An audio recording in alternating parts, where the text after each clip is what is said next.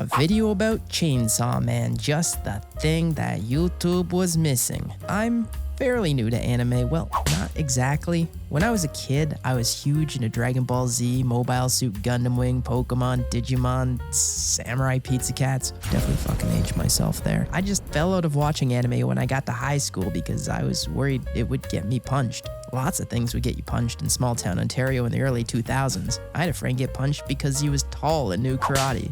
We need to ban teenagers or something. I managed to survive until graduation, masterfully unpunched, I may add. From there, I flirted with anime a couple times. One year, I caught Akira on television at midnight on Christmas Eve, sleeping alone in my ex-girlfriend's bed. I watched Avatar: The Last Airbender and the original Full Metal Alchemist when Netflix first came to Canada because there was like 10 things on there. You may be saying, oh, that sounds like you're into anime, to which I'll reply that I also watched Diary of a Wimpy Kid, and I was definitely not into that.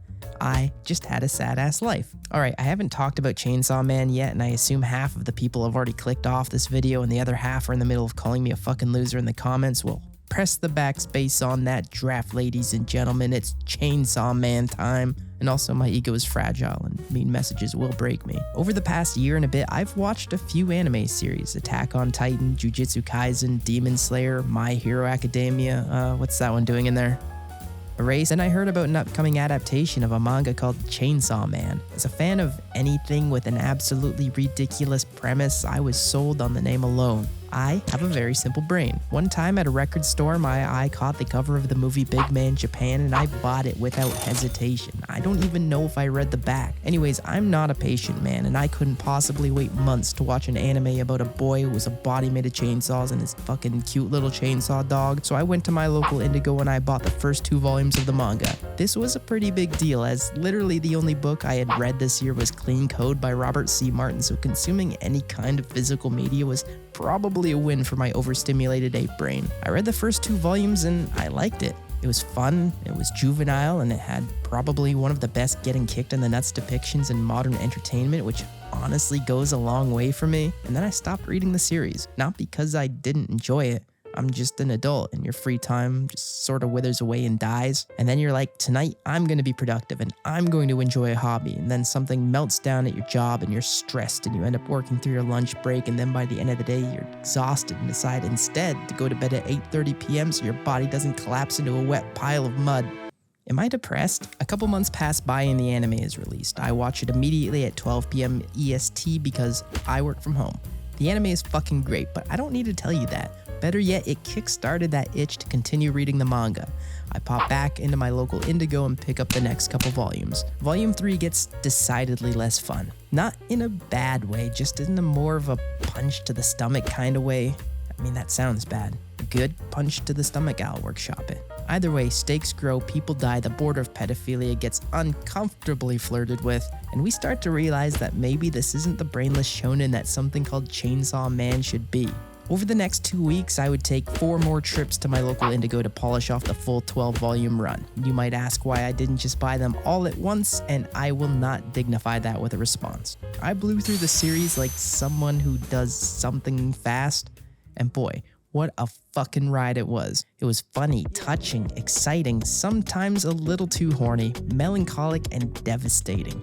After volume 9, I had to step away for a break because goddamn, my Chainsaw Man manga readers know what's up, hashtag not gonna emotionally recover from this. I've been intentionally avoiding any spoilers because as someone who has never read manga before and is absolutely nowhere close to a subject matter expert on any of this, I would strongly recommend you check it out.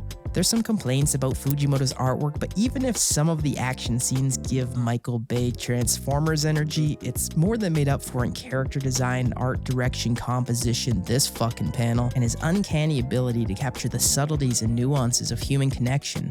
Fujimoto's love of cinema directly reflects in the framing of his panels, many having this incredible cinematic quality to them.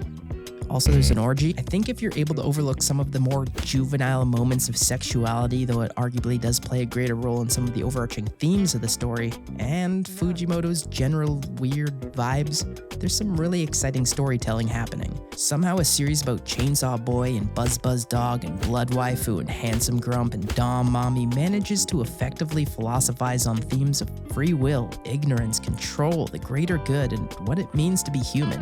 Was I expecting that from a series series where chapter 5 was called A Way to Touch Some Boobs? No, but I'm glad it did. And I think that's why Chainsaw Man is as popular as it is.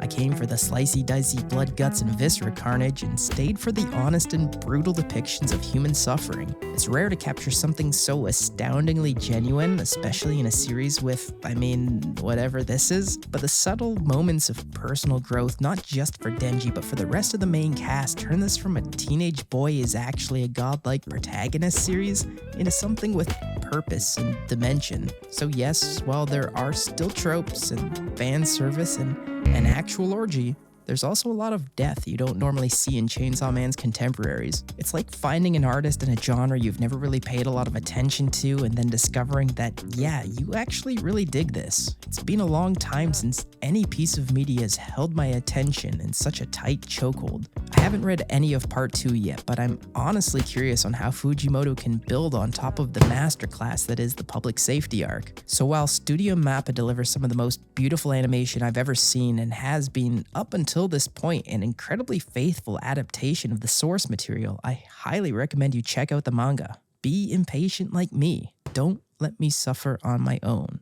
Please, I need this. If you enjoyed the video, please like and subscribe. If you didn't like the video, you should subscribe just to spite me. Let me know if there's another manga or anime I should check out. See you next time.